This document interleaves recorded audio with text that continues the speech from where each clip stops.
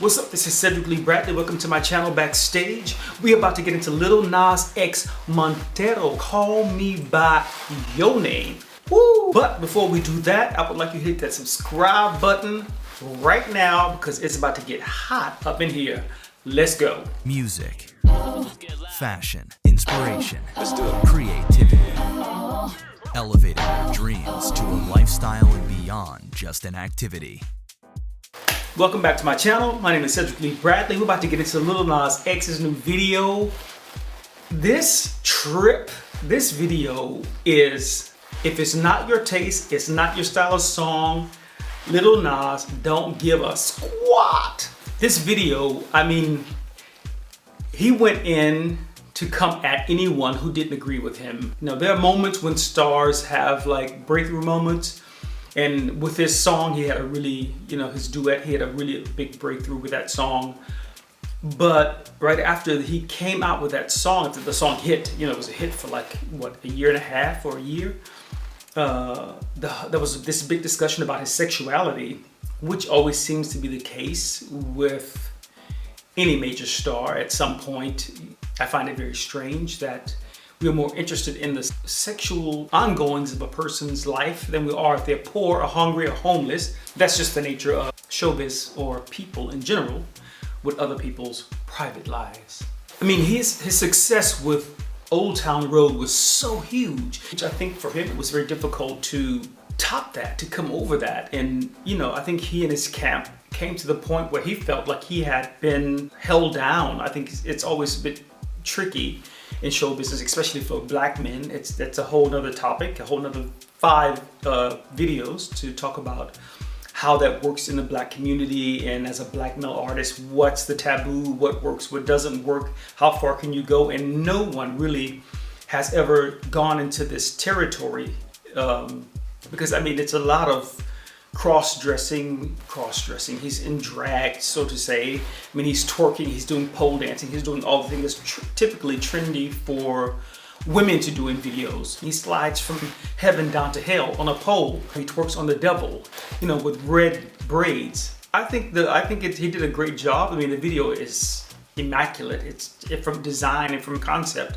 It keeps your attention because there are many different elements and many different pictures that take you through, go from the serpent in the tree, the Adam and the Eve concept. The whole video is he's loving himself. So I don't know if that's his way of saying, I find my peace within myself, I find my way to love me. But he starts the video with talking about there are parts of ourselves that we hide, that we don't want the world to see. That's, I think, a very true statement, as we live in a society where we have to project with social media a falsehood of people that we portray to be either happy or successful or in love, on the move or happening. Those things are not always true to the fact of the person that is behind that camera or in front of the camera that tells a true story of how we actually feel in our own comfort zone. So I did watch a video with him in the studio. I think it was behind the scenes with Vogue, and they followed him for 24 hours. And he was saying he had finally come to a place where he felt very comfortable with who he was. That's a very difficult place to find, especially when you're in the spotlight. And he's been in the spotlight recently for quite some time. And being a black artist, and being a black gay artist, he just came out recently. I mean, I don't think he was ever really in, but I'm sure that in the beginning they asked him to, keep it on the down low, because business and money and sexuality and gay with black men is all such a tricky topic with business and sales in the industry. It's still a taboo to a large degree, and it's interesting. I'm very happy to see that he found a way to make it work for him, because a lot of artists who've come out in the past have not been able to cross the border. They've come out in public or have been outed or denied being outed, which is, I think, to a degree very sad, because I think everyone has a right to their own privacy regardless of what profession you do. He had to really come to the table with something that was really gonna set him apart from the rest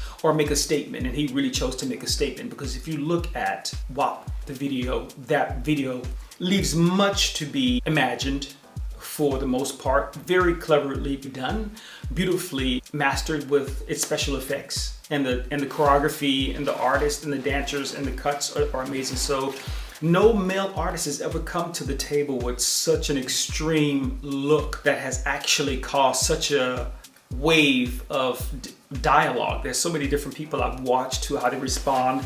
And that's the thing today. So it's so difficult to get to a place where people are triggered to watch or interested, because the attention span is like a fruit fly. And he did it. He took the biggest risk, which is to cross the border in a sexuality on film and say, I don't care. I'm not apologizing. You can take it or leave it. It's a matter of taste. If you like the video, if you like the song really, after I saw the video the first time, I didn't remember the song. I was just sort of shocked by the visuals that he would actually take that journey to present himself at the absolute other side of the spectrum.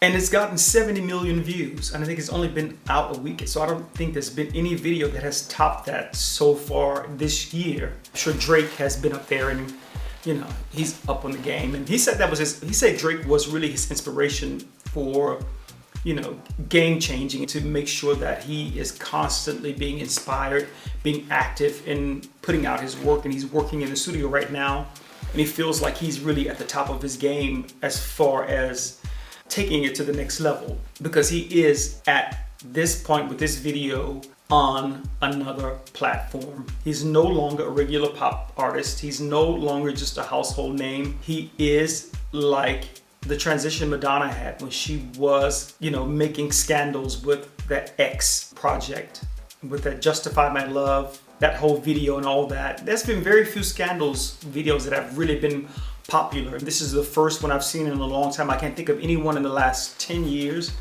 that has been as strong from a visual perspective, but it really is a work of art, this video. So yeah, you have to see it to believe it. I could go through the video, but I think it's just one of those things where you'll have to know that it is strictly to provoke.